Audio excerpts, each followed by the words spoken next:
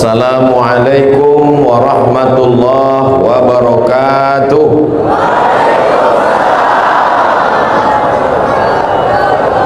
Kalau tuan pergi ke Batam, hati-hati angin topan. Dari bunyi sambutan salam nampaknya macam belum makan. Apa kabar semua jamaah membakut? Alhamdulillahi Rabbil Alamin. Allahumma salli ala Sayyidina Muhammad wa ala alihi wa sahbihi wa barik wa sallim. Kullu amrin dhibalin, semua amal yang baik, walam yubda' bihamdillah, kalau tidak dimulai dengan ucapan pujian kepada Allah, fahuwa aqta', maka amal itu putus, tiada boleh dibawa sebagai bekal menghadap Allah Subhanahu wa ta'ala. Yang sudah berpayah bertungkus lumus, menghayunkan tangan, melangkahkan kaki, tetes keringat dan air mata, sehingga malam ini kita boleh berkumpul bersempena Maulidur Rasul sallallahu alaihi wasallam. Kita ingin malam ini segala amal kita boleh menjadi bekal menghadap Allah Subhanahu wa ta'ala. Kita awali dengan Alhamdulillahi Rabbil. Majlis tidak disebut namanya, maka majlis itu antanajifah, majlis busuk, majlis bangkai, majlis berbau. Kita tidak mau majlis Maulidur Rasul sallallahu alaihi wasallam, majlis mulia bersama orang mulia, menyampaikan kalam yang mulia. Maka majlis yang mulia ini pun kita sebutkan nama orang yang paling mulia. Allahumma salli ala Sayyidina Muhammad wa ala ali Sayyidina Muhammad. Mudah-mudahan kita semua mendapatkan syafaat Nabi Muhammad sallallahu alaihi wasallam.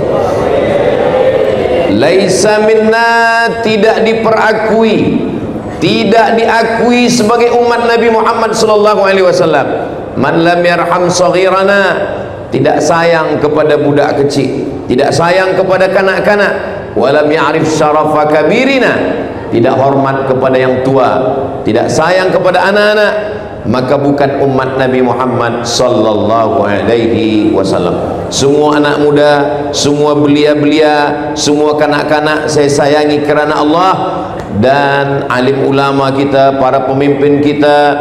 Wa akhussu bidzikri sahibul fadilah al-ustaz Dr. Datuk Haji Muhammad Arifin bin Haji Muhammad Arif, mudah-mudahan panjang umur, sehat badan, istiqamah iman dan Islam, beserta para datuk, datin, hadirin hadirat, muslimin muslimat. Hadir pula bersama kita malam ini Konsul Negara Brunei Darussalam. Semua yang berhadir tak dapat saya sebutkan satu persatu. Semua yang hadir ini insya-Allah mendapatkan pahala jihad fi sabilillah. Bukan kata saya, ini janji Nabi Muhammad sallallahu alaihi wasallam. Man kharaja fi talabil ilmi, siapa yang keluar rumah dengan niat menuntut ilmu, fa huwa fi sabilillah, maka dia sama seperti orang yang berjihad fi sabilillah hatta yarji'a, sampai dia pulang ke rumah. Yang hadir tadi dari awal hinggalah waktu Isya, hinggalah tazkirah Maulidur Rasul, hingga sampai nanti puncaknya doa dan pulang ke rumah, maka insyaAllah selama dia di majlis ini tercatat sebagai orang yang berjihad fi sabilillah. Amin ya rabbal alamin.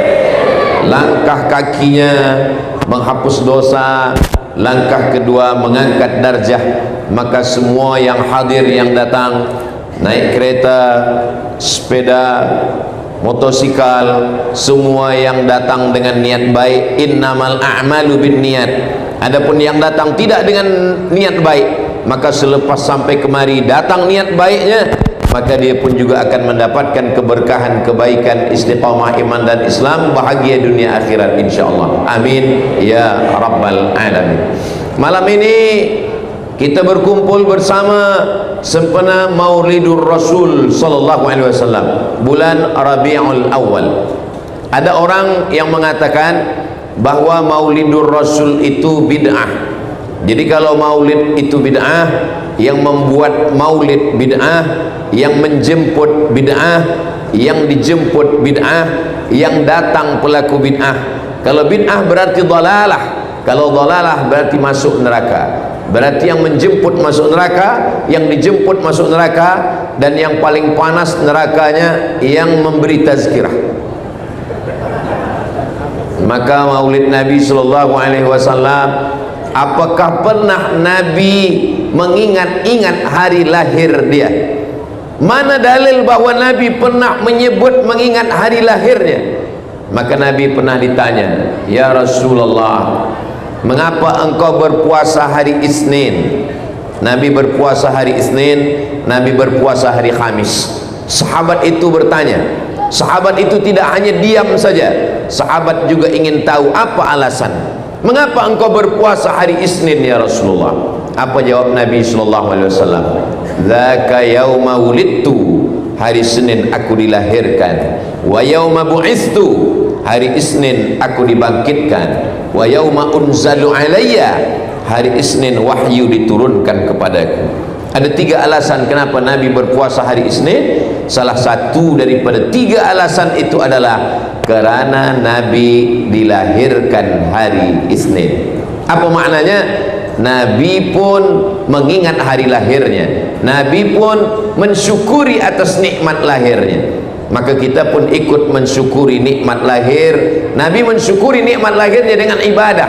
Ibadahnya adalah berpuasa, dan kita mensyukuri nikmat lahir Nabi Muhammad sallallahu alaihi wasallam dengan beberapa ibadah. Ibadah mendengar tazkirah, ibadah membaca Al-Quran, ibadah menyambung tali silaturahim, ibadah mengucapkan salam, ibadah mendengarkan tazkirah. Semoga apa yang kita lakukan ini semuanya diridhai Allah Subhanahu wa taala. Amin ya rabbal alamin. Lalu kemudian Nabi sallallahu alaihi wasallam di dalam kitab Sahih Al-Bukhari, pakcik Nabi bernama Abbas. Abbas saudara kandung daripada Abdullah. Abbas bermimpi berjumpa dengan saudara kandungnya Abdullah, Hamzah, Abbas, Abdul Muttalib, Abu Talib. 5 ni yang masyhur yang selalu disebut dalam sirah. Abbas, Hamzah, Abu Talib, Abdullah, Abu Lahab. Tapi ada 5 lagi yang tidak disebut, kerana mereka 10 lelaki dan 5 perempuan. Itulah nazar daripada Abdul Muttalib, kalau saya ada 10 anak lelaki, maka 1 dari anak itu akan saya sembelih. Lalu kemudian dia adakan pemilihan, dan ternyata pilihan itu jatuh kepada Abdullah, lalu ditebus dengan 100 ekor kambing. Itulah kenapa Nabi Muhammad SAW disebut dengan Ibnu Dzabihaini, anak dari 2 lelaki yang hampir disembelih. Yang pertama Ismail, yang kedua adalah Abdullah. Maka Hamzah, Abbas, Abu Talib, Abdullah, Abu Lahab adalah saudara kandung, sama-sama anak daripada Abdul Muttalib. Selepas Abu Lahab meninggal dunia, maka Abbas, pakcik Nabi SAW, bermimpi. Dalam mimpinya dia berjumpa dengan Abu Lahab, disebutkan dalam kitab Sahih Al-Bukhari. Lalu kemudian Abbas bertanya, "Bagaimana kabar engkau di alam akhirat sana, wahai Abu Lahab?" Abu Lahab mengatakan, "Saya masuk neraka." Tidak ada ikhtilaf tentang Abu Lahab masuk neraka beserta isinya, beserta istrinya, beserta amalnya, beserta hartanya. Satu surah khas untuk Abu Lahab. Tabbat yada abi lahabin wa tab. Bagaimana dengan hartanya? Ma aghna anhu maluhu wa ma kasab. Abu Lahab hartanya, pekerjaannya. Tabbat yada abi lahabin wa tab, ma aghna anhu maluhu wa ma kasab. Lalu kemudian dia pasti masuk neraka. Sayasla naran dzata lahab. Istrinya namanya Ummu Jamil. Wa mara'atuhu hammalatal hatab fi jidha hablum mim masad. Tapi kata Abu Lahab, khuffifa alayya fi kulli itsnain. Azab saya diringankan setiap hari Isnin, li'itaqi Suwaibah, kerana saya membebaskan, memerdekakan budak perempuan bernama Suwaibah. Suwaibah adalah budak Abu Lahab. Abu Lahab mengatakan kepada Suwaibah, wahai Suwaibah, engkau jaga adik ipar saya yang sedang hamil. Nama adik iparnya itu adalah Aminah, istri daripada Abdullah. Nanti bila Aminah ini melahirkan anak, engkau bagikan kabar kepada saya, kata Abu Lahab. Lalu kemudian lahirlah anak yang ditunggu. Maka datanglah Suwaibah memberikan kabar, wahai Sayyidi, tuan saya Abu Lahab, Aminah sudah melahirkan anak. Maka kata Abu Lahab, anti hurrah, sejak hari ini, hari Isnin 12 Rabiul Awal, engkau tidak lagi menjadi budak, engkau bukan hamba saya, engkau saya bebaskan daripada perbudakan. Maka itulah kebahagiaan pertama dari seorang bernama Abdul Uzza. Abdu artinya hamba. Tuhan mereka Lata, Uzza, Manat, Hubal, Jibti, Taghut, Naham. Maka Abdul Uzza maknanya hamba Uzza, dan dia selalu dipanggil dengan Abu Lahab. Lahab artinya api yang menyala-nyala. Tabbat yada Abi Lahab, kerana dia sangat handsome. Maka bila dia datang macam api yang menyala, maka dia dipanggil dengan Abu Lahab. Jadi kalau di Membakut ni ada orang sangat handsome tapi tak sembahyang, bolehlah dipanggil Abu Lahab. Ya Aba Lahab, wahai engkau seperti api yang menyala. Maka Hamzah, Abdullah, Abu Talib, Abbas, saudara kandung mereka semua.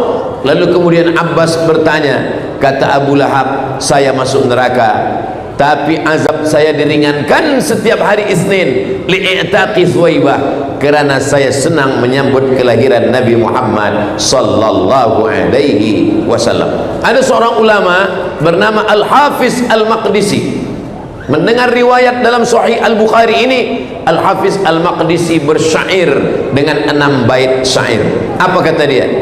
Idza kana hadza kafiran jaa dhammuhu, tabbat yadahu fil jahimi mukhlida, ata annahu fi kulli yaumil itsnaini abada, yukhaffaf anhu al-adhabu masruran bi ahmada, fa kaifa billadhi tula umrihi bi ahmada masruran wa mata muwahhida. 6 bait syair. Maknanya, idza kana hadza kafiran jaa dhammuhu, kalau si Abu Lahab yang memang sudah dicela, dimasukkan Allah Ta'ala dalam api neraka, idza kana hadza kafiran jaa dhammuhu, tabbat yadahu fil jahimi mukhlida, kekal dalam api neraka selamanya. Yukhaffaf anhul adzabu masruran bi ahmada, diringankan azabnya setiap hari Isnin kerana dia bahagia menyambut kelahiran Sayyidina Muhammad sallallahu alaihi wasallam. Fa kaifa billadzi tula umrihi, bagaimana dengan seorang muslim yang sepanjang umurnya dia berbahagia, wa mata muwahhida, dan dia mati dalam keadaan bertauhid, asyhadu an la ilaha illallah wa asyhadu anna Muhammadan Rasulullah sallallahu alaihi wasallam. Inilah dalil daripada Ahlus Sunnah wal Jamaah mengungkapkan kesenangan, kebahagiaan dengan lahirnya Sayyidina wa Maulana wa Syafi'ina wa Zuhrina wa Qurrati A'yunina Muhammad sallallahu alaihi wasallam. Kenapa Ustaz Abdul Somad menyebutnya Sayyidina? Bukan kita yang menyebut Sayyidina. Sayyidina itu dia sendiri menyebut dirinya. Kata Nabi dalam hadis sahih, ana sayyidu waladi Adam, saya ini adalah sayyidu waladi Adam, seluruh umat manusia keturunan Adam. Ana sayyid, saya adalah pemimpinnya. Itulah mengapa kita mengatakan Allahumma salli ala sayyidina. Lalu kenapa kita mengatakan maulana? Nabi sendiri yang berkata dalam hadis, man kuntu maulahu fa'aliyun maulahu, siapa yang mengangkat aku sebagai pemimpinnya, maka Sayyidina Ali adalah pemimpinnya. Itulah mengapa kita mengatakan Allahumma salli ala sayyidina wa maulana. Mengapa kita katakan wa syafi'ina?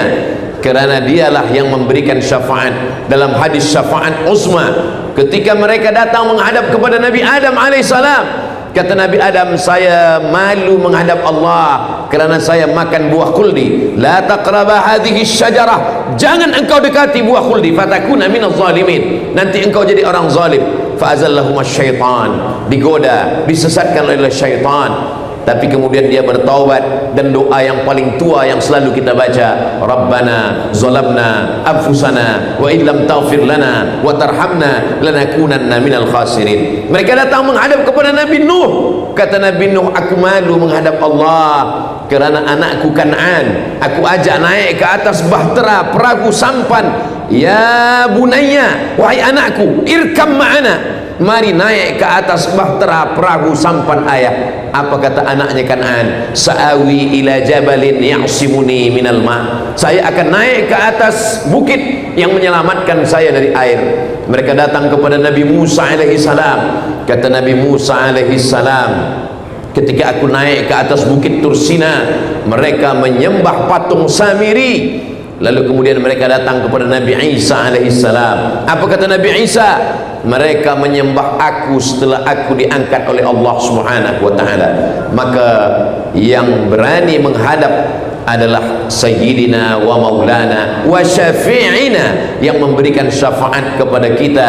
Man dzalladzi yashfa'u indahu illa biiznih. Siapa yang boleh memberikan syafaat kecuali dengan izinnya? Yang boleh memberikan syafaat adalah Sayyidina wa Maulana wa Syafi'ina wa qurrati a'yunina, sejuk dipandang mata. Kita selalu menginginkan istri yang sejuk dipandang mata. Kita berharap mendapatkan anak yang sejuk dipandang mata. Maka itu adalah doa kita, Rabbana hab lana min azwajina wa dzurriyyatina qurrata a'yun. Tapi ada yang lebih sejuk daripada semuanya, dia adalah wa ma arsalnaka illa rahmatan lil alamin. Dia adalah Sayyidina wa Maulana wa Syafi'ina wa Zukhrina wa qurrati a'yunina Muhammad sallallahu alaihi wasallam. Semua ucapan ulama itu ada dalilnya, semua perbuatan ulama itu ada hadisnya. Kalaupun tidak ada hadis, maka ada pendapat para ulama. Kita mengikut Al-Quran tapi mengikut tafsir para ulama. Kita mengikut hadis, mengikut pemahaman para ulama Ahlus Sunnah wal Jamaah. Semoga sampai hari kiamat kita semua berpegang kepada sunnah Nabi Muhammad sallallahu alaihi wasallam. Apa kata Allah dalam Al-Quran? Wa dzakkirhum bi ayyamillah, ingatkan mereka tentang hari-hari Allah. Apa maksud ingatkan mereka tentang hari-hari Allah? Maka kata ulama, makna hari-hari Allah adalah nikmat Allah. Ingatkan mereka tentang nikmat nyawa, ingatkan mereka tentang nikmat harta, ingatkan mereka tentang nikmat kuasa. Tapi ada yang lebih hebat daripada nikmat kuasa, nikmat nyawa, nikmat harta. Nikmat yang paling besar adalah nikmat datangnya Nabi Muhammad sallallahu alaihi wasallam. Itulah mengapa kita buat maulid, sebab kita tidak lagi menggunakan Muharram, Safar, Rabiul Awal, Rabiul Akhir, Jumadil Awal, Jumadil Akhir, Rajab, Sya'ban, Ramadan, Syawal, Dzulqa'dah, Dzulhijjah. Kita menggunakan Januari, Februari, Mac, April, Mei dan seterusnya. Maka kalau kita tidak buatkan maulid, majlis maulid, mengenang maulid, maka umat ini melupakan. Maka kita disuruh mengingatkan lagi, wa dzakirhum bi ayyamillah, ingatkanlah mereka tentang hari-hari Allah. Maknanya nikmat-nikmat Allah, dan nikmat yang paling besar di antara semua nikmat adalah nikmat datangnya Nabi Muhammad sallallahu alaihi wasallam. Dan kita membacakan maulid yang paling tua sekali, maulid Ad-Daibai dari Yaman. Selepas maulid Ad-Daibai, maulid Al-Burdah. Setelah maulid Al-Burdah, maulid Abu Ja'far Al-Barzanji. Setelah Al-Barzanji, itulah dia maulid yang selalu dibaca, maulid Simtud Durar Sayyidi Al-Habib Ali Al-Habsyi.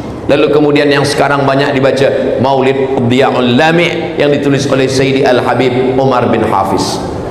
Di kampung halaman saya, masa saya kecil-kecil lagi, itu biasa dibaca maulid Al-Barzanji. Maulid Al-Barzanji tidak hanya dibaca pada bulan Maulidur Rasul, bulan Rabiul Awal. Pada saat menikah baca maulid, pada saat akikah baca maulid, pada saat khitan anak baca maulid, pada saat pindah rumah baca maulid. Maknanya apa? Kita selalu mengenang kelahiran Nabi Muhammad sallallahu alaihi wasallam, tidak hanya di bulan Rabiul Awal. Apa yang boleh kita ambil pelajaran dari maulid Nabi Muhammad sallallahu alaihi wasallam? Dimanapun ada program maulid, kita hadir, Kerana maulid itu di dalamnya ada salawat, di dalam maulid ada baca Quran, di dalam maulid ada tazkirah, di dalam maulid ada silaturahim, di dalam maulid ada salam, di dalam maulid ada turun rahmat dan barakah. Yang pertama adalah salam. Semua kita mendapatkan salam. Semua pengacara mengucapkan salam, datuk-datuk mengucapkan salam, Abdul Somad mengucapkan salam. Assalamualaikum warahmatullahi wabarakatuh. Assalamualaikum, selamat hartamu, selamat anakmu, selamat istrimu, selamat suamimu, selamat keluargamu, selamat jawatanmu, selamat duniamu, selamat akhiratmu. Warahmatullah, semoga engkau mendapatkan curahan rahmat Allah Subhanahu wa taala. Wabarakatuh, berkah ilmumu, berkah hartamu, berkah jawatanmu, berkah pekerjaanmu, berkah negerimu, berkah istrimu, berkah anakmu, berkah keturunanmu. Wabarakatuh.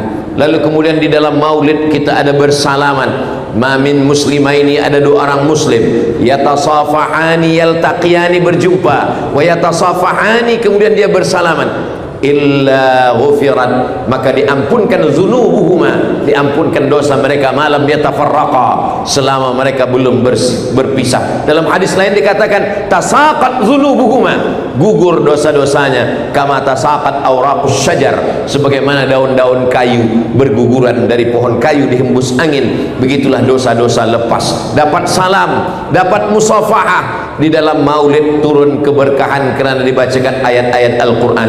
Wa idza quri'al Quran, kalau Quran dibacakan, fastami'u lahu, dengar baik-baik, wa ansitu, diam, la'allakum turhamun, turun rahmat dan kasih sayang Allah Subhanahu wa taala. Dalam maulid kita sedang membaca, mengkaji tentang sejarah Nabi sallallahu alaihi wasallam. Siapa yang boleh bercerita tentang Nabi 60 tahun, 63 tahun diringkaskan dalam satu tazkirah? Tak boleh. Oleh sebab itu maka siapapun yang datang bagi tazkirah Maulidur Rasul, kita datang, kita dengar. Apa yang boleh kita bawa balik sebagai kenangan, kita bawa, kerana semuanya itu adalah bagian dari sejarah Nabi Muhammad sallallahu alaihi wasallam. Bagi para ayah, bagi para bunda, bagi para ibu yang ingin anaknya kenal dengan Nabi, kita belikan buku sejarah Nabi. Ada buku sejarah Nabi yang ditulis oleh Muhammad Hussein Haikal, namanya Hayatu Muhammad. Hayatu Muhammad ditulis untuk membantah para orientalis yang mencaci, mengolok, mengejek Nabi Muhammad sallallahu alaihi wasallam.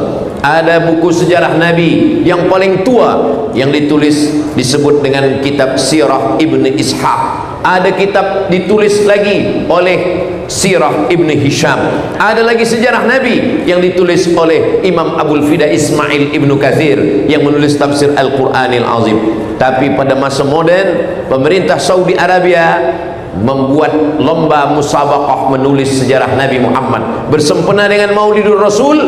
Maka Saudi Arabia pernah membuat lomba menulis biografi sejarah Nabi Muhammad sallallahu alaihi wasallam. 150 negara dari seluruh dunia ikut. Yang menang bukan dari Mesir, yang menang bukan dari Maghribi, yang menang bukan dari Yaman, yang menang bukan dari Saudi Arabia, yang menang dari Muslim minority dari India. Beliau bernama Syekh Safiur Rahman Al-Mubarak Furi. Nama kitabnya Ar-Rahiq Al-Maktum. Amat sangat baik kitab ini dibelikan. Sudah diterjemah ke dalam bahasa Melayu, ke dalam bahasa Inggris, ke dalam berbagai macam bahasa dunia. Maka kita belikan bersempena dengan Maulidur Rasul, kita bagikan kepada anak-anak kita. Walaupun kita belum sempat membacanya, nanti bila kita mati, anak-anak kita membuka, dia tengok di dalam lemari kita ada sejarah Nabi. Mungkin tidak kita yang membaca, anak kita yang membaca, cucu kita yang akan mengkajinya, mengalir juga pahalanya untuk kita. Maka tidak ada ruginya memberikan hadiah bersempena dengan Maulidur Rasul, Maulid Nabi Muhammad sallallahu alaihi wasallam. Pada malam hari ini Al-Faqir Abdul Somad akan menyebutkan beberapa riwayat bahwa Nabi sallallahu alaihi wasallam itu kedatangannya adalah membangun dengan ilmu. Mana bukti bahwa Nabi Muhammad sallallahu alaihi wasallam itu membangun dengan ilmu? Yang pertama, ayat yang pertama kali turun adalah Iqra. Padahal ketika itu orang Arab tidak boleh membaca, mereka tidak menulis dan tidak membaca. Al-Quran bercerita tentang itu. Walladzi ba'atsa fil ummiyina rasulan minhum. Allah mengutus kepada kaum yang ummi. Ummiyun maksudnya mereka yang tidak menulis dan tidak membaca. Maka yang menulis, yang membaca saat itu 40 orang. Itulah yang diangkat Nabi sebagai penulis wahyu. Di antaranya khalifah yang 4, Sayyidina Abu Bakar, Sayyidina Umar, Sayyidina Uthman, Sayyidina Ali. Di antaranya sahabat Nabi adalah Ubay bin Ka'ab, begitu juga dengan Zaid bin Thabit, Muawiyah bin Abi Sufyan. Mereka disebut dengan Kuttabul Wahyi, mereka yang menulis wahyu yang turun. Maka ketika yang pertama kali turun adalah Iqra, membaca. Iqra bismi rabbikal ladzi khalaq, khalaqal insana min 'alaq, Iqra wa rabbukal akramul ladzi 'allama bil qalam, 'allamal insana ma lam ya'lam. Maka yang pertama kali turun adalah membaca, dan membaca adalah ilmu pengetahuan. Jadi nampaklah bahwa Nabi Muhammad SAW bukan berbicara tentang masyarakatnya, karena masyarakatnya masyarakat jahiliyah, masyarakatnya masyarakat yang tidak suka membaca, karena mereka tidak boleh membaca. Tapi wahyu yang datang adalah Tanzilal Azizir Rahim, turun dari Allah Subhanahu wa ta'ala. Ini bukti pertama bahwa Nabi Muhammad SAW membangun dengan ilmu, karena ilmu tidak boleh diperolehi kecuali dengan membaca. Manusia ini yang mempengaruhi akal fikirannya ada 4. Yang pertama ayah, yang kedua ibu, yang ketiga lingkungan, yang keempat bacaan. Abdul Somad yang mempengaruhi cara saya berpikir ini ada 4. Yang pertama ayah saya, yang kedua ibu saya, yang ketiga lingkungan tempat saya dibesarkan, yang ketiga apa yang saya baca. Apa yang saya baca itulah yang berpengaruh kepada kepala saya. Maka Nabi yang pertama wahyu yang dia dikirimkan Allah kepadanya adalah membaca, supaya manusia dipengaruhi oleh hasil daripada bacaannya. Tapi Nabi Muhammad SAW pikirannya tidak dipengaruhi oleh 4. Kenapa? Ayah tidak mempengaruhi pikiran Nabi, karena ayahnya sudah meninggal ketika dia 2 bulan dalam kandungan. Ibunya pun tidak sempat mempengaruhi pikiran Nabi, karena Nabi dibesarkan di rumah Halimatus Sa'diyah. Tak lama setelah itu dia dikembalikan kepada ibunya, lalu kemudian ibunya pun meninggal dunia saat membawanya berziarah ke kota Al-Madinah, dan saat pulang meninggal. Lalu kemudian lingkungan Nabi peminum khamar, pemabuk, pezina, pejudi. Tapi Nabi tidak dipengaruhi oleh lingkungan. Yang ketiga, yang keempat adalah membaca. Nabi tidak boleh membaca. Maka bacaan tidak mempengaruhi fikiran Nabi, karena Allah menjadikan tidak mampunya Nabi membaca itu sebagai wahyu. Seandainya Nabi boleh membaca, maka apa kata orang? Itu Al-Quran diambil daripada Taurat, diambil daripada Zabur, diambil daripada kitab-kitab yang ada di zaman itu. Maka kita dengan senang, dengan mudah membantah Nabi tidak boleh membaca. Siapa yang mengatakan yang tidak boleh membaca Nabi? Allah sendiri yang mengatakan Nabi tak boleh membaca. Mana ayatnya? Walladzi ba'atsa fil ummiyina rasulan minhum. Makna minhum maksudnya sebagaimana masyarakatnya tak boleh membaca, maka Nabi pun juga sama seperti masyarakatnya, dia tidak boleh membaca. Tapi ayat yang pertama kali turun adalah Iqra, maknanya kita semua disuruh membaca. Apa yang kita baca? 2. Iqra membaca yang tertulis, Iqra membaca yang tidak tertulis. Membaca alam semesta, inna fi khalqis samawati, dalam penciptaan langit, wal ardi, penciptaan bumi, waqtilafil laili wan nahar, perputaran siang dan malam, la ayatin, itu semua adalah ayat-ayat. Ada ayat yang kita baca, Allahu la ilaha illa huwal hayyul qayyum, ayat kursi namanya. Ada ayat yang kita baca, alhamdulillahi rabbil alamin, ayat al-fatihah namanya. Tapi ada ayat kauniyah, ayat semesta. Wa fil ardi ayatun lil muqinin, di bumi ini ada ayat-ayat Allah. Wa fi anfusikum afala tubsirun, di dalam dirimu kenapa kamu tidak membacanya? Maka Islam datang menyuruh kita membangun dengan ilmu pengetahuan, tidak hanya setakat membaca yang tertulis, yang tersurat, tapi juga kita disuruh membaca yang tersirat. Maka yang tersirat pun dapat kita baca. Afala yanzuruna ilal ibili kaifa khuliqat, bagaimana unta diciptakan, wa ila samai kaifa rufi'at, bagaimana langit diangkat, wa ilal ardi kaifa sutihat, bagaimana bumi dihamparkan, wa ilal jibali kaifa nusibat, bagaimana bukit-bukit, gunung-gunung dijadikan sebagai pasak di atas muka bumi. Ini pun juga perlu dibaca. Membangun dengan ilmu, maka yang dalil pertama adalah Iqra bismi rabbikal ladzi khalaq. Siapapun, apapun boleh kita baca. Bagaimana kalau ada orang ingin membaca tulisan orang kafir, silakan baca Iqra, tapi jangan lupa bismi rabbikal ladzi khalaq. Membaca tetap dengan nama Allah. Khudh ma safa da'ma kadar. Kalau ada bacaan itu yang baik, ambil. Yang tidak baik, buang jauh-jauh. Membaca buku orang-orang liberal yang mengatakan bahwa semua agama sama, silakan baca, tapi untuk mengambilnya sebagai pengetahuan. Fa in tanaza'tum fi syai'in, kalau kamu bersilang pendapat tentang satu masalah, apakah ini halal atau haram, apakah ini boleh atau tidak boleh, farudduhu ilallah, balikkan kepada Allah, tengok Al-Quran. Wa ila Rasul, balikkan kepada Rasulullah, tengok sunnah Nabi Muhammad sallallahu alaihi wasallam. Al-Quran dan sunnah. Tapi ada satu lagi, al-ulama warathatul anbiya. Kalau kita tidak tahu, jangan kita baca Al-Quran, kita baca terjemah, kita fahami sendiri, kita sudah sesatkan orang banyak. Dallun mudil, sesat dan menyesatkan orang lain. Al-Faqir Abdul Somad masih membaca Al-Quran, tapi membaca tafsir. Setiap subuh membacakan tafsir Jalalain yang ditulis oleh Imam Jalaluddin Al-Mahalli, Imam Jalaluddin As-Suyuti kepada para pelajar-pelajar di pondok Ma'had Az-Zahra.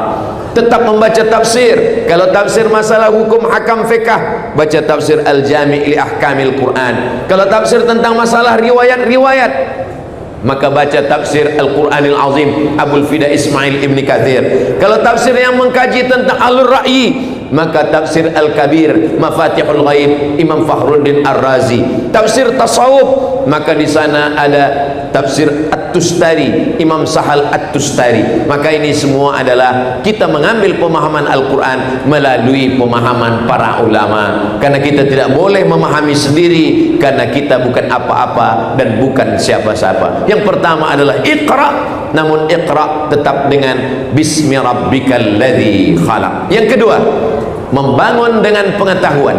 Islam bukan setakat membangun hanya dengan akhirat, mana surga, mana neraka, mana malaikat, mana ruh yang tak nampak, tapi Islam mengajarkan kita tentang ilmu pengetahuan dengan meyakini yang nampak. Dengan itulah kita beriman kepada yang tak nampak.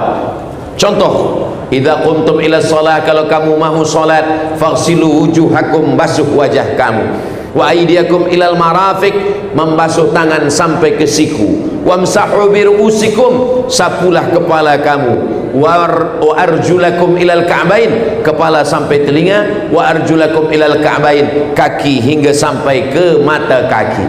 Saya pernah disoal, ditanya oleh jamaah, coba Ustaz bacakan ayat tentang wudu. Saya bacakan, idza qumtum ila sholati faghsilu wujuhakum wa aydiyakum ilal marafiq. Kenapa membasuh tangan sampai ke siku? Kenapa bunyi ayatnya tidak dari siku sampai ke hujung? Sedangkan kita biasa membasuh tangan dari siku sampai ke hujung, tapi bunyi ayat itu dari ujung jari hingga ke siku. Ustaz Abdul Somad, boleh saya tanya Ustaz? Kata saya, boleh. Coba Ustaz bacakan ayat tentang wudu. Ila kuntum ila salati faghsilu wujuhakum wa aydiyakum ilal marafiq, tangan hingga sampai ke siku. Lalu dia tanya balik ke saya, kenapa ayat itu mengatakan sampai ke siku? Kenapa bukan dari siku hingga ke ujung? Kata saya, awak jangan banyak tanya, nanti banyak tanya Bani Israel masuk neraka. Begitu caranya kalau gitu, tak boleh jawab. Rupanya yang bertanya ini seorang doktor. Kata dia, saya ini selalu operasi. Kalau saya nak mengoperasi membelah perut orang, saya basuh tangan saya, Ustaz Abdul Somad. Cara saya membasuh tangan saya macam yang ada dalam Quran yang Ustaz bacakan tadi. Kami basuh tangan kami dari ujung jari hingga ke siku. Sebab apa? Sebab kalau dari siku turun ke bawah, maka ujung jari air, maka segala kuman, bakteri, penyakit ada di ujung jari. Tapi bila kita basuh dari ujung sampai ke siku, maka bersihlah ujung jari kita. Kata saya, awak dah tahu kenapa tanya saya? Allah subhanahu wa ta'ala menurunkan ayat Al-Quran, lalu kemudian kita berfikir dari yang nampak inilah kita akan beriman kepada yang tak nampak. Yang tak nampak malaikat, yang tak nampak ruh, yang tak nampak alam barzah, yang tak nampak surga, yang tak nampak neraka. Tapi kita menjadi beriman kepada yang tak nampak, karena sesuatu yang nampak, dari mana Nabi Muhammad tahu perkara ini? Padahal dia tak boleh membaca, dia tak boleh menulis. Dari situlah akan datang keimanan kepada Allah subhanahu wa ta'ala, membangun dengan ilmu pengetahuan. Yang ketiga, bila kita baca Al-Quran, amma yatasaalun 'anil naba'il 'azim alladhi hum fihi mukhtalifun kalla saya'lamun thumma kalla saya'lamun alam naj'alil arda mihada, kami jadikan bumi ini terhampar. Ternyata bumi yang terhampar ini, di atas ini ada bumi lapisan bagian atas, sama seperti pentas tempat saya tegak berdiri, ada bagian atas. Inilah dia hambal, ada karpet. Dia bergoncang, dia bergoyang. Bagaimana supaya dia tidak bergoyang? Maka dia mesti dibagi paku. Pakunya itu adalah disebutkan dalam Al-Quran. Allah subhanahu wa ta'ala, wal jibala autada, jibal, bukit-bukit, autada, sebagai pakunya. Maka sebagaimana kita letakkan kertas di tepi dinding, lalu kemudian datang angin kencang, kertas bergoyang, kena angin, puting beliung. Begitu jugalah bagian bumi bagian atas ini bergoyang. Lalu bagaimana supaya bumi ini tidak bergoncang? Dibuatkan Allah pakunya, wal jibala autada. Ternyata bila kita tengok ada gunung yang menjulang tinggi, sesungguhnya sepertiga yang di atas, 2/3 terhunjam ke dalam tanah. Nanti sampai masanya gunung-gunung ini akan tercabut. Gunung Merapi, gunung yang menjulang tinggi akan tercabut dari dalam tanah, akan naik ke atas. Allah Subhanahu wa taala berfirman, wa takunul jibalu kal ihnil manfush. Wa takunul jibal, gunung-gunung, bukit-bukit, kal ihni, seperti bulu kambing yang dihembus angin. Gunung berat, batu, besi, emas, ada semua di dalam. Lalu kemudian bulu kambing ringan, kita ambil bulu kambing, kita letakkan ke tapak tangan, kita hembus dengan angin yang sangat kuat, maka dia berterbangan. Allah Ta'ala mengatakan dalam Al-Quran, wa takunul jibalu kal'ihnil manfush, gunung-gunung akan datang pada hari nanti seperti bulu kambing yang dihembus angin. Maka bila kita tanya kepada orang yang mengkaji tentang ilmu bumi, namanya geologi, maka mereka pun akan mengatakan itu, bahwa gunung-gunung ini akan tercabut, dan ketika gunung tercabut maka bumi akan bergoncang. Itulah yang disebut dengan hari kiamat. Apa kata Allah dalam Al-Quran? Wataran nasa sukara, ketika gunung tercabut, bumi bergoncang, kamu melihat manusia seperti mabuk. Wa mahum bisukara, mereka bukan mabuk, walakin azaballahi syadid, tapi azab Allah itu amat sangat kuat. Beberapa bulan lepas saya pergi ke Banda Aceh. Sampai di Aceh saya pergi ke museum tentang tsunami. Lalu saya tanyakan apa yang terjadi ketika tsunami.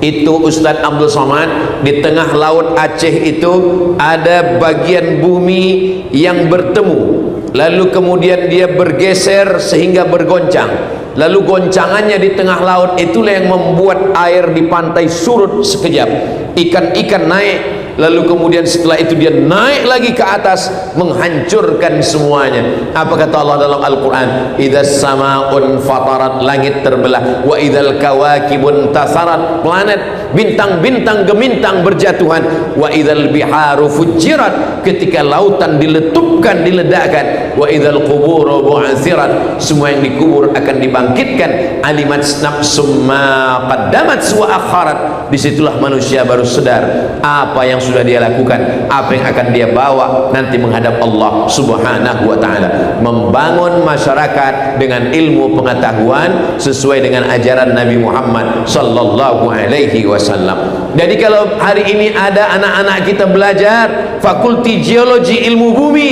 maka sesungguhnya mereka juga sedang mengkaji ayat-ayat Allah subhanahu wa ta'ala. Tapi bukan ayat yang tersurat, bukan ayat Al-Fatihah, bukan ayat kursi, tapi ayat kauniyah. Itu juga akan mendekatkan mereka kepada Allah subhanahu wa ta'ala. Yang keempat, ghulibatir Rum, bangsa Romawi dikalahkan. Terjadi peperangan antara dua negara kerajaan yang sangat besar. Yang barat namanya Rum, dalam Al-Quran ada sesuatu surat namanya surat Ar-Rum. Yang timur namanya Faris atau Persia. Raja Rum digelar dengan Kaisar, Julius Kaisar. Sedangkan yang Persia digelar dengan Syahin Syah, raja segala raja. Berperang antara Persia dengan Rom. Lalu apa kata Allah dalam Al-Quran, dalam surat Ar-Rum? Ghulibatir Rum, Rom akan dikalahkan. Rom dikalahkan. Di mana bangsa Romawi dikalahkan? Fi adnal ardi, di bumi yang paling dekat. Makna bumi yang paling dekat adalah tempat berperangnya, bertembungnya pasukan Rum dengan Persia. Tempat itu yang sekarang disebut dengan Al-Bahrul Mayyit. Bahru, laut, Mayyit, mati. Bahrul Mayyit, laut mati. Dead Sea, laut mati, sekarang berada di Jordan, Yordania. Ternyata makna terjemah itu, semua ahli tafsir mengatakan fi adnal ardi, berada di bumi yang dekat. Kenapa disebut laut mati itu bumi yang dekat? Karena dia dekat dengan kota Makkah Al-Mukarramah. Begitulah para ahli tafsir mengatakan Bahrul Mayyit, laut mati, tempat bertembung berperangnya pasukan Rum dengan Persia, dikatakan sebagai bumi yang dekat karena lokasinya dekat dengan kota Makkah dan kota Al-Madinah Al-Munawwarah. Sekarang para ahli ilmu bumi menemukan temuan bahwa dia disebut sebagai bumi bukan terdekat, fi adna maknanya terendah, karena ternyata rupanya laut mati itu adalah di seluruh permukaan bumi dunia ini yang paling rendah daripada permukaan air laut adalah laut mati. Itulah kenapa Allah mengatakan fi adnal ardi. Dari mana Nabi Muhammad SAW tahu bahwa permukaan bumi yang paling rendah di dunia adalah laut mati? Itu semua bagi orang yang beriman mudah saja. Tanzilal Azizir Rahim, datang dari Allah subhanahu wa ta'ala. Yang kelima, ketika manusia diciptakan dari nutfah, dari nutfah berubah menjadi alaqah. Alaqah artinya darah yang menempel di rahim, mohon maaf. Lalu kemudian dari alaqah menjadi mudghah. Mudghah artinya segumpal, seketul, segenggam daging. Dari mudghah berubah menjadi izam, terbentuklah tulang. Fakasawnal izama lahma, tulang ini kami balut dengan daging. Dari air berubah menjadi darah, menjadi daging, daging menjadi tulang, tulang dibalut dengan daging. Thumma ansha'nahu khalqan akhar, lalu kami ciptakan dia makhluk yang baru. Fatabarakallahu ahsanul khaliqin, maha suci Allah yang menciptakan sebaik-baik penciptaan. Dialah yang pencipta sebaik-baik penciptaan. Kebetulan dalam sebuah seminar saya bersama seorang doktor berdua. Saya membacakan ayatnya dan dokter ini membacakan menurut ilmu kedokteran. Kata si dokter ini berkata, namanya Dr. Alfian, Ustaz Abdul Somad, saya pernah menanyakan ayat ini kepada seorang profesor dari Amerika. Profesor, dalam kitab suci kami Al-Quran dikatakan bahwa manusia itu prosesnya 5. Dari nutfah berubah menjadi darah, berubah menjadi daging, berubah menjadi tulang, tulang dibalut daging, menjadi makhluk yang sempurna. Apa pendapat kamu tentang kitab suci saya yang bercerita tentang ini? Kata profesor dari Amerika itu, mungkin nabi kamu itu sudah punya mikroskop. Mereka tidak berpikir tentang Tuhan, mereka tidak berpikir tentang Jibril, mereka tidak berpikir tentang yang gaib, karena sulit, susah, payah bagi mereka untuk mempercayai itu. Tapi bagi kita senang saja. Wa ma yantiqu 'anil hawa in huwa illa wahyun yuha, dari Allah subhanahu wa ta'ala. Bahkan Nabi SAW menceritakan harinya inna ahadakum yujma'u khalquhu fi batni ummihi 40 yawman nutfah, 40 hari dalam bentuk air, summa yakunu 'alaqatan mithla dhalik, 40 hari dalam bentuk darah, summa yakunu mudghatan mithla dhalik, 40 hari dalam bentuk daging, summa yursalul malaku, setelah itu barulah dikirim Allah Subhanahu wa taala malaikat membangun dengan ilmu pengetahuan. Umat ini mesti disadarkan bahwa kitab suci engkau adalah kitab ilmu pengetahuan. Sila belajar di fakulti perubatan kedokteran, sila belajar di fakulti geologi, engkau akan menemukan kebenaran, karena Allah berjanji, sanurihim ayatina, kami akan tunjukkan ayat-ayat kami, tanda-tanda kebesaran kami, fil afaq, di atas permukaan alam semesta. Dengan apa? Dengan menggunakan akal fikiran. Afala ta'qilun, kenapa tidak berfikir? Afala tatafakkarun, kenapa tidak berfikir? Afala tatadzakkarun, kenapa tidak mengambil pelajaran dari yang sudah disebutkan Allah dalam Quran dan hadis Nabi Muhammad sallallahu alaihi wasallam. Yang keenam, inna fi khalqis samawati, dalam penciptaan langit, wal ardi, penciptaan bumi. Ketika orang berpikir tentang penciptaan langit, maka muncullah satu ilmu yang disebut dengan astronomi. Lalu kemudian ketika penciptaan bumi, muncullah satu ilmu yang disebut dengan ilmu geologi. Inna fi khalqis samawati wal ardi wa ikhtilafil laili wan nahar, perputaran siang dan malam, malam jadi siang, siang jadi malam, lalu berubah menjadi bulan, bulan menjadi tahun, tahun menjadi abad. Inna fi khalqis samawati wal ardi wa ikhtilafil laili wan nahari la ayat, itu semua adalah ayat-ayat. Tapi Allah tidak mengatakan la ayat linnas, karena tidak semua manusia menjadikan itu sebagai ayat. Lalu itu bagi siapa?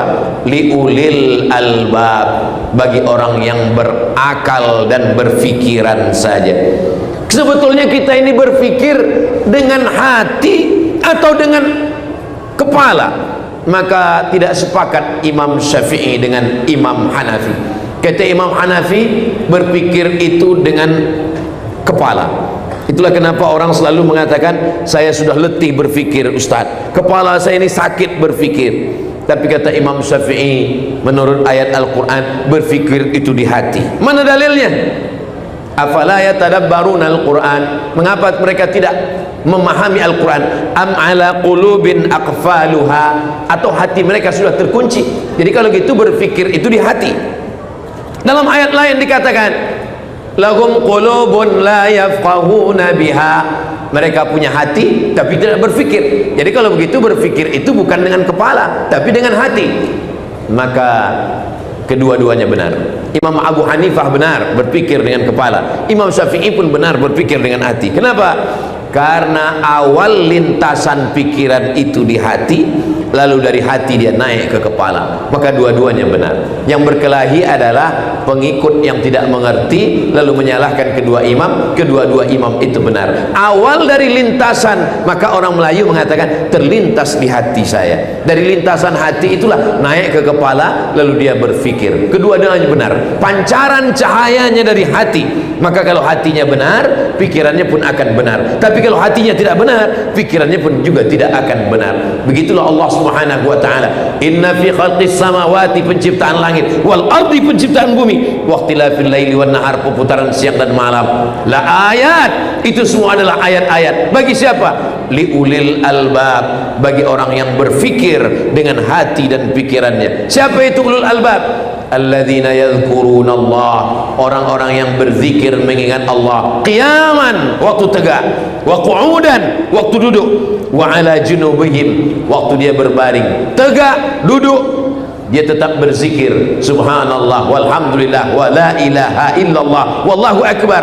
La ayati li ulil albab alladzina yadhkuruna Allah qiyaman wa qu'udan wa ala junubihim wa yatafakkarun, dan mereka berfikir fi khalqis samawati, berfikir tentang penciptaan langit, wal ardi, dan bumi, dan kemudian mereka berkata, Rabbana ma khalaqta hadza batila, ya Allah, tidaklah yang engkau ciptakan ini sia-sia. Faqina adzabannar, puncak daripada ilmu adalah faqina adzabannar, selamatkan kami dari api neraka. Puncak daripada ilmu adalah bukan master, bukan PhD, bukan profesor, tapi mulutnya berkata faqina adzabannar, Rabbana atina fid dunya hasanah wa fil akhirati hasanah wa qina adzabannar. Yang ketujuh adalah bahwa ketika Allah Subhanahu wa taala berfirman, Bapak Ibu hadirin hadirat, encik puan tuan semua hafaz ayat ini, nasiyatin kazibatin khati'ah. Nasiyatin, ubun-ubun, kepala bagian depan. Kalau budak baru lahir kita tengok ada bergerak di kepalanya. Nasiyatin, nasiyah yang selalu kita sapu waktu berwuduk dalam mazhab Syafi'i. Nasiyatin, kepala, ubun-ubun. Kazibatin, pembohong. Khati'atin, pembuat dosa. Yang berbohong lidah, yang berbuat dosa tangan, yang berbuat dosa mata, yang berbuat dosa telinga, yang berbuat dosa kaki, yang berbuat dosa kemaluan. Tapi kenapa dalam ayat ini nasiyatin, kazibatin, khati'ah? Ternyata yang boleh menjawab ini adalah doktor spesialis otak. Saya duduk bersama, saya bacakan ayat, lalu dia membacakan ilmu pengetahuan, membangun dengan ilmu pengetahuan. Ustaz Abdul Somad, ternyata otak manusia ini terbagi kepada 4: kanan, kiri, hadapan, depan, dan belakang. Dan yang berfikir itu adalah yang depan. Berfikir itu depan.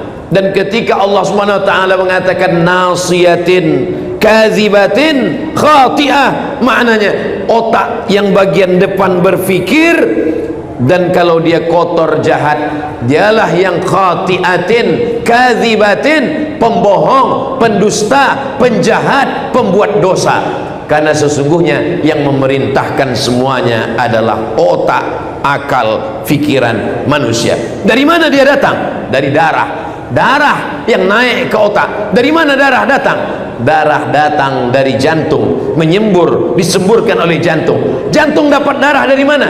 Jantung dapat darah dari makanan. Maka benarlah sabda Nabi SAW, ayyuma lahmin, setiap daging di badan, nabata min haramin, kalau tumbuh dari yang haram, fannaru aulabi, tempatnya api neraka. Atib mat'amak, jaga makananmu, takun mustajabad da'wah. Karena sepiring nasi yang kita makan berubah menjadi setetes darah. Darah masuk ke jantung, dari jantung naik ke kepala. Kepala kita menjadi kotor, kepala kita menjadi jahat, kepala kita menjadi pembohong, kepala kita menjadi penipu, mata menjadi jahat, telinga menjadi jahat, kaki menjadi jahat, melangkah ke tempat yang jahat. Kenapa?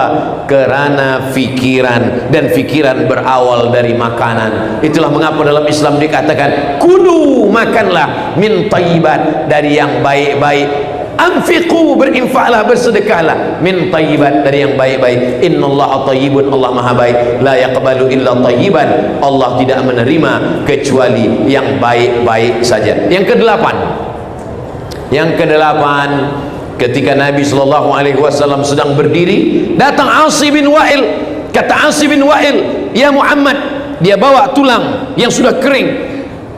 Ayuhyi rabbuka hadzal 'idhama ba'dama baliya wa ramma, apakah Tuhanmu boleh menghidupkan tulang yang sudah hancur ini? Nabi Muhammad diam. Datang malaikat Jibril membawakan jawaban. Qul, katakan ya Muhammad, yuhyiha alladhi ansha'aha awwala marrah wa huwa bikulli khalqin alim. Katakan kepada Asi bin Wa'il, kepada orang yang tidak percaya, bahwa setelah engkau mati, engkau hancur, dimakan cacing tanah, engkau akan hidup sekali lagi. Susahkah bagi Allah menghidupkan kita? Innama amruhu idza arada syai'an ay yaqula lahu kun fayakun. Ternyata dari ujung rambut sampai ke ujung kaki semuanya akan hancur. Rambut yang selama ini kita cuci, kita basuh dengan sampo termahal, rambutlah yang pertama kali lepas dari kulit kepala. Bola mata yang dipuji-puji suami istri, mata itulah yang pertama kali lepas dari tempatnya. Kuku yang dijaga dipelihara, kuku yang akan tercabut. lalu kemudian dimakan oleh cacing, tapi ada satu tulang yang tidak hancur, azmuz zanab, ujung tulang belakang. Lalu dari ujung tulang belakang itulah yang akan ditunjuk Allah Subhanahu wa taala, innama amruhu idza arada syai'an ay yaqula lahu kun fayakun. Kita masuk surga itu bukan roh. Kalau masuk surga roh, berarti kita mimpi masuk surga. Kita tidak mau mimpi masuk surga. Kita masuk surga beserta dengan jasad-jasad kita sekali. Kita akan kembali sempurna sedia kala seperti ciptaan Allah Subhanahu wa taala. Sekarang ada yang disebut dengan stem cell, bahwa sel bisa tumbuh kembali. Datang seorang dokter palang merah PMI yang membawa bantuan ke Palestina. Saya bersama seminar dengan beliau. Ustaz Abdul Somad, di dalam badan kita ini ada sel yang kalau saya pasangkan dia boleh tumbuh balik. Dia tunjukkan pada saya video tentang seorang pembantu dia yang kakinya sudah dipotong karena penyakit gula, diabetes. Lalu kemudian dilekatkan sel ini, maka daging yang sudah membusuk tadi menjadi tumbuh kembali. Begitulah nanti daging-daging kita yang sudah hancur akan tumbuh kembali dengan yang nampak, maka menjadi beriman kepada yang tak nampak, dengan yang ada menjadi beriman kepada yang tidak ada. Kalau dulu orang Islam membawa pedang untuk berhadapan dengan Abu Jahal dan Abu Lahab, di akhir zaman pedangnya adalah ilmu pengetahuan, membangun masyarakat muslim dengan ilmu pengetahuan. Yang kesembilan, sekarang ada yang disebut dengan global warming. Dunia semakin panas. Kenapa dunia semakin panas? Ais yang ada di kutub mencair. Karena ais mencair, maka air laut naik ke atas, daratan-daratan sebagian pantai tenggelam. Apa yang menyebabkan? Karena dunia semakin panas. Apa yang membuat panas? Karena lapisan ozon mulai berlobang akibat dari pemakaian pabrik, kilang, mesin dan semuanya, sehingga ozon berlobang. Yang ketebalan ozon itu 600 km. Subhanallah, Masya Allah, Tabarakallah. Allah bercerita dalam Al-Quran bahwa ozon bukan hanya berlobang, tapi dia boleh terbelah. A'udzubillahi minasyaitonirrajim. Bismillahirrahmanirrahim. Dalam surat Al-Infitar, idza samaa'un fatarat, langit terbelah.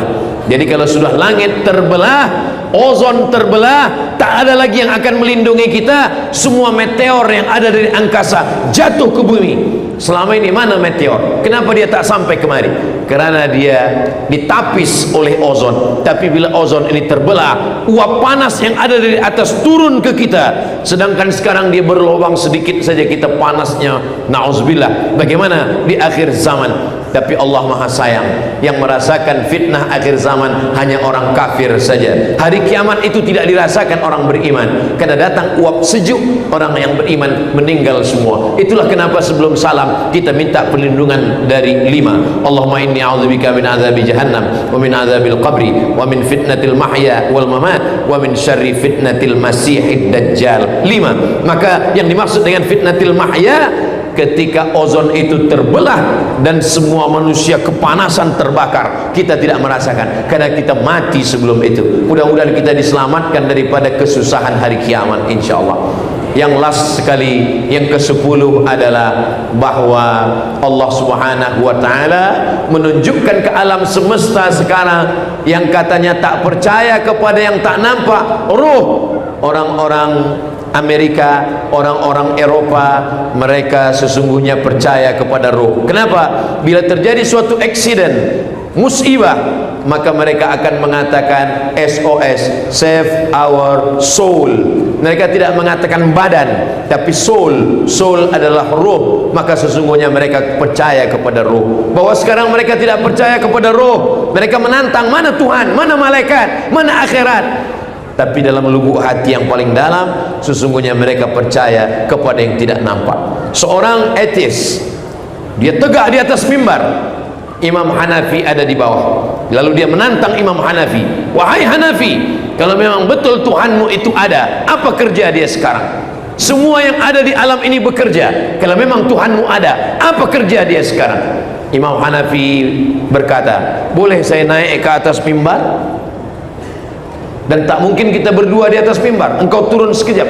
Lalu Imam Hanafi naik ke atas, orang ateis yang tak percaya kepada Tuhan itu turun ke bawah. Lalu Imam Hanafi membacakan ayat, inilah kerja Tuhan, tu'izzu man tasha wa tudhillu man tasha. Orang yang baik naik ke atas, orang yang jahat turun ke bawah. Begitulah Allah Subhanahu wa ta'ala kalau dia ingin menunjukkan. Itulah 10 salah satu bukti ajaran Nabi Muhammad SAW bahwa Islam akan bangkit dengan kita giat mengkaji beberapa ilmu pengetahuan yang ada di dalam Al-Quran. Kenapa Ustaz Abdul Somad hanya bercerita 10 saja? Karena itulah yang ingat, yang lain tak ingat lagi. Kenapa Ustaz Somad hanya bercerita 10 saja? Karena tadi masa saya mula tegak berdiri pukul 8.30, sekarang sudah pukul 9.30. 1 jam saya tegak berdiri di hadapan datuk datin, puan tuan semua. Mudah-mudahan Maulidur Rasul kita malam ini membangkitkan kesedaran kita. Kalau kita ingin membanggakan Nabi Muhammad, kalau kita ingin dibanggakan Nabi Muhammad, kalau kita ingin Islam ini menjadi agama yang dimuliakan, dihormati, maka kita membangunnya dengan ilmu pengetahuan yang ada dalam Quran dan hadis Nabi Muhammad sallallahu alaihi wasallam. Sallallahu ala Muhammad sallallahu alaihi wasallam. Sallallahu ala Muhammad sallallahu alaihi wasallam. Setengah sudah ada yang hidupkan flash handphone. Kalau ada, hidupkan. Kalau tak ada, beli handphone baru. Sallallahu ala Muhammad sallallahu alaihi wasallam. Sallallahu ala Muhammad sallallahu alaihi wasallam. Ya Nabi salam alaika, ya Rasul salam alaika, ya Habibi salam alaika. Salawatullah alaika. Allahumma salli ala Sayyidina Muhammad. Apapun program maulid, baik di bulan Rabiul Awal walaupun nanti sudah keluar Rabiul Awal, datang, sebab di dalam maulid kita berselawat. Man shalla alayya salatan, siapa yang berselawat 1 kali, sallallahu alaihi biha asyra, Allah balas 10 kebaikan. Wa khutat anhu asyra sayyiat, ditutupi Allah 10 kesalahan. Wa rufi'at lahu asyra darajat, diangkat 10 darajah tingkatan kemuliaan. Itulah yang dapat disampaikan oleh Al-Faqir Abdul Somad. Yang baik datang dari Allah, yang tak baik dari hamba Allah yang dhaif. Aqulu qawli hadza astaghfirullah li wa lakum. Tahniah Maulidur Rasul sallallahu alaihi wasallam. Terima kasih. Saya tutup dengan pantun penutup, menangkap puyuh di Bukit Selasih. Thank you dan terima kasih.